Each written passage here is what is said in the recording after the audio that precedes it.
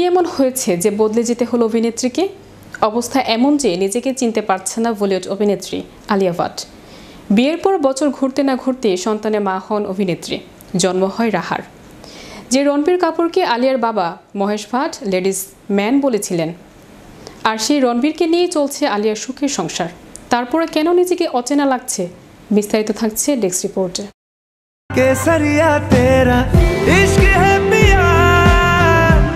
বলিউড অভিনেত্রী আলিয়া ভাট বিয়ের পর বছর ঘুরতে না ঘুরতেই সন্তানের মা হন। জন্ম হয় রাহার। একসময় যে রণবীর কাপুরকে আলিয়ার বাবা মহেশ ভাট লেডিস ম্যান বলেছিলেন, সেই রণবীরকে নিয়েই আলিয়া সংসার চলছে। রণবীরের সঙ্গে যেমন পরিকল্পনা করেছিলেন, সেই মাফিকই কাজ করছেন আলিয়া ভাট। অভিনয়ের পাশাপাশি মেয়ে রাহাকেও সময় দিচ্ছেন এই অভিনেত্রী। মেয়েকে বড় করে তোলার জন্য নিজেকেও নতুন করে আবিষ্কার করছেন তিনি।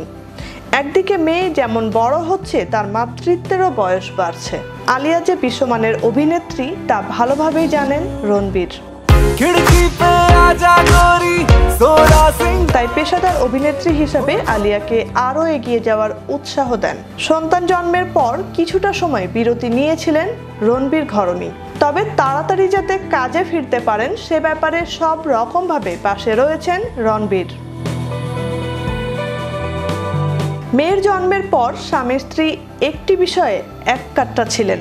আলিয়া বলেন, মেয়ের জন্মের পরই আমরা একটা সিদ্ধান্তে আসি যে মেয়েকে একা ছাড়বো না কখনো। রাহাকে কখনো আমি দেখব, কখনো রণবীর দেখবে। যার যখন কাজ থাকবে, অন্যজন ছুটি নিয়ে আমরা সন্তানের কাছে থাকব। যেমন পরিকল্পনা করেছিলেন, সেই মাফিকই কাজ করছেন তারা। তাও যেন বদলে যেতে হলো আলিয়াকে। অবস্থা এমন যে নিজেকেই চিনতে পারছেন না তিনি। কোনোদিন সেইভাবে বই পড়ার অভ্যাস ছিল না আলিয়ার। ছোটবেলায় পড়াশোনায় খুব একটা মনও ছিল না তার। শুধু জানালার বাইরে তাকিয়ে থাকতেন আর দিবা স্বপ্ন দেখতেন। নিজেই জানিয়েছেন অভিনেত্রী। কিন্তু রাহা জীবনে আসার পর বই তার জীবনের অন্যতম সঙ্গী হয়ে উঠেছে। প্রতিদিনই একটি করে বই তিনি রাহাকে পড়ে শোনান। আলিয়া জানান, মেয়ে আসার পর তার জীবনই বদলে গেছে। অভিনেত্রী বলেন, আমার মনে হয় না আগের মানুষটা আর আছি।